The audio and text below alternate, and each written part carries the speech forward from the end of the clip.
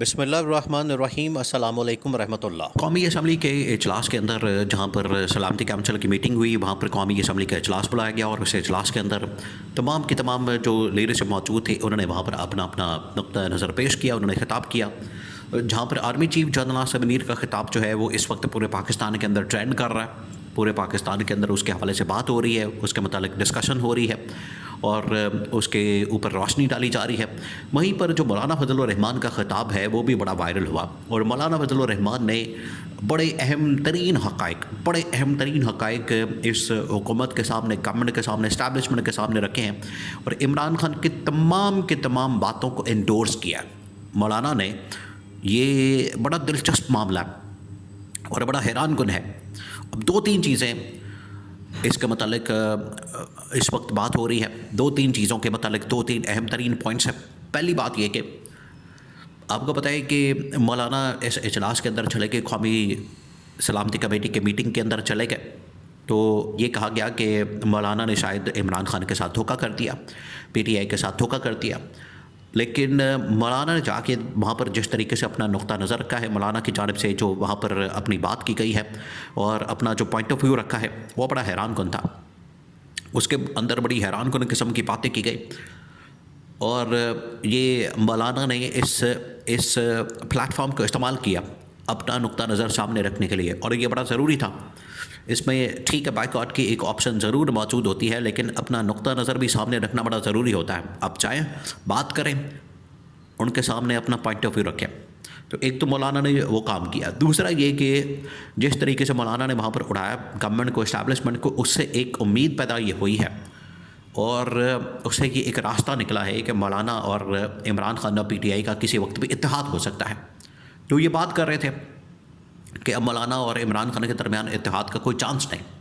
ان کے درمیان اتحاد کا، الائنس کا کوئی اب موقع نہیں، کوئی ان کے درمیان اب اتحاد ہو نہیں سکتا، ان کے درمیان اب الائنس بن نہیں سکتا۔ تو یہ جو تقریر مولانا کی جانب سے کی گئی، اس سے P T I Imran Khan کے درمیان ایک اتحاد ہو سکتا ہے اور گورنمنٹ اور اسٹیبلشمنٹ کو اس سے بڑا واضح طور پر پیغام دیا گیا۔ اب آ جائے مولانا کی تقریر کے اوپر۔ جیسے جنرل آصف منیر کی تقریر اس وقت وائرل ہے، بالکل اسی طریقے سے مولانا، دیکھیں یہ بڑی حیران کن بات ہے اور آپ امیجن کریں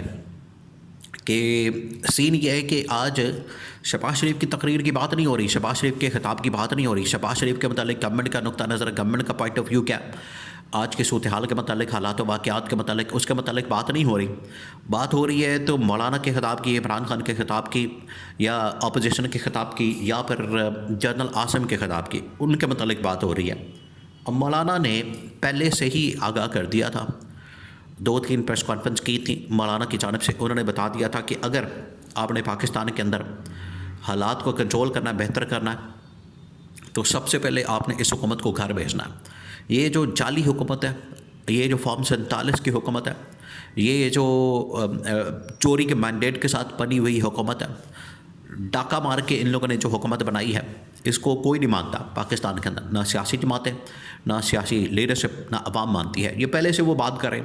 لیکن قومی اسمبلی کے فلور کے اوپر کھڑے ہو کے اچھا انہوں نے ایک اور بنگلہ دیش بننے کی بات بھی کی تھی کہ کہیں ایسا نہ ہو کہ پاکستان کے اندر ایک اور بنگلہ دیش بن جائے۔ 1971 کا حوالہ دیا، انہوں نے سکوت ڈھاکہ کی بات کی کہ اس وقت پہ یہی حالات بنے تھے۔ دیکھیں یہ بڑا اہم ترین نقطہ ہے۔ عمران خان بھی آپ کو پتہ ہے اسی معاملے کے متعلق بات کرتا ہے۔ عمران خان بار بار یحییٰ خان کا ذکر کرتا ہے،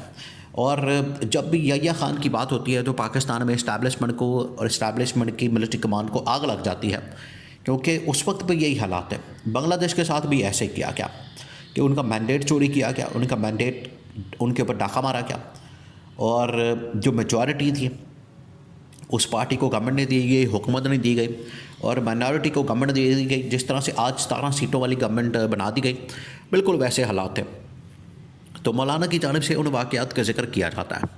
کہ یہ نہ ہو کہ پاکستان کے اندر ایک اور بنگلہ دیش بن جائے۔ اب مولانا نے جو تقریر کی اس کے اندر کہا کہ کے پی کے اندر اور بلوچستان کے اندر حالات بڑے خراب ہیں، وہاں پر ریٹ آف دی گورنمنٹ جو ہے وہ بالکل ختم ہو چکی ہے،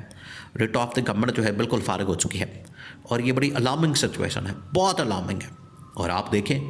کہ آج خیبر پختونخوا کے اندر اور بلوچستان کے اندر دہشت گرد دندناتے پھر رہے ہیں، وہ دندنا رہے ہیں، कोई रोक टोक नहीं, कोई उनके ऊपर चेक एंड बैलेंस नहीं, कोई उनको रोकने वाला, टोकने वाला, उनकी जांच पड़ताल करने वाला, उनको चेक करने वाला, उनको रोकने वाला कोई नहीं नज़र आ रहा। और ये बग़ैर रोक टोक के, बग़ैर किसी रुकावट के वहाँ पर तंदना रहे हैं। एक तो ये मौलाना ने इस चीज़ को हाईलाइट किया। दूसरा, मौलाना ने कहा कि अगर इस तरह के हालात बन गए हैं तो वक्त की ज़रूरत है। ये बड़ा ज़बरदस्त नुक्ता है। पीटीआई और इमरान खान इसी चीज़ की बात करते हैं, और पाकिस्तान के अंदर भी और इंटरनेशनल ताकतों ने भी इस तरफ तवज्जो दिलाई थी पाकिस्तान के, कि अगर पाकिस्तान इंटरनली अंदरूनी तौर पर, आप देखें कि आज अंदरूनी तौर पर पाकिस्तान कितने इख्तलाफात का शिकार है, और नून लीग की लीडरशिप उसमें क्या करती है, जितने आपको इस वक्त वज़ीर मशीर टीवी टॉक शोज़ के अंदर नज़र आते हैं,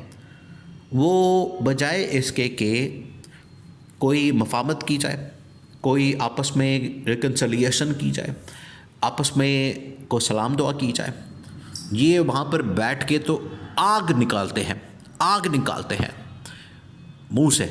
और इतनी सख्त किस्म की बयानबाजी और शोला बयानी करते हैं जिसकी वजह से मफाहमत के तो चांसेस ही ख़त्म हो जाते हैं। जो थोड़ी बहुत स्पेस होती है, जो थोड़ी बहुत इसके अंदर रास्ता होता है, वो भी ख़त्म कर देते हैं। तो मफाहमत का ये सिलसिला ख़ुद बंद कर देते हैं। तो मौलाना की जानिब से ये कहा गया कि मफाहमत के लिए हमें थोड़ा सा रास्ता बनाना चाहिए, और पाकिस्तान के और इंटरनेशनल ताकतों ने भी इनको कहा कि आपस के इख्तलाफात को ख़त्म करके आप इकट्ठे हों। मौलाना की जानिब से कहा गया कि वक्त की ज़रूरत है, हमें इकट्ठे होना है, एक जगह पर आना है। ये उन्होंने बात की, और यही बात जो है अपोजिशन कर रही है, यही बात अंदर से इमरान खान कर रहा है। लेकिन ये हुकूमत इतनी नाअहल, नालायक, और अब इसकी नालायकी और इसकी नाअहली के ऊपर army chief general Asim Munir ने ख़ुद भी इनके ऊपर बात कर दी है, और इनको बता दिया है कि आपकी वजह से गवर्नेंस गैप आया हुआ है, आपकी वजह से मसाइल आए हुए हैं, आपकी वजह से ये सारा इशू आया हुआ है, और आपकी वजह से इस्टेब्लिशमेंट को मैदान में आना पड़ता है, आपकी वजह से इस्टेब्लिशमेंट को सारी ज़िम्मेदारी उठानी पड़ती है, और आप सिर्फ यहाँ पर बूट पॉलिश कर रहे हैं और अपनी दिहाड़ियाँ लगाने, अपना लूट मार कर रहे हैं, अपनी यहाँ पर किक बैक्स और कमीशन खाने बैठे हैं, ठेके और पैसे लेने बैठे हैं, और पाकिस्तान की आपको ज़रा भी फ़िक्र नहीं है। ये सबसे अहम तरीन नुक्ता इनके ऊपर हाईलाइट किया गया, और ये इसमें कोई शक वाली बात नहीं है कि वक्त की ज़रूरत बन चुका है इस वक्त ये इत्तेहाद। अगर ये इत्तेहाद नहीं होता, अगर ये इनके दरमियान अगर एक यूनिटी नहीं बनती, तो जो दुश्मन ताकतें हैं, दुश्मन अनासर हैं, दुश्मन ममालिक है, वो इसी तरह से फ़ायदा उठाता रहेंगे, और पाकिस्तान के अंदर वो इसी तरह से हमले, वारदातें, दहशतगर्दी की कार्रवाइयाँ करते रहेंगे। हमें हर सूरत में इनको रोकना है।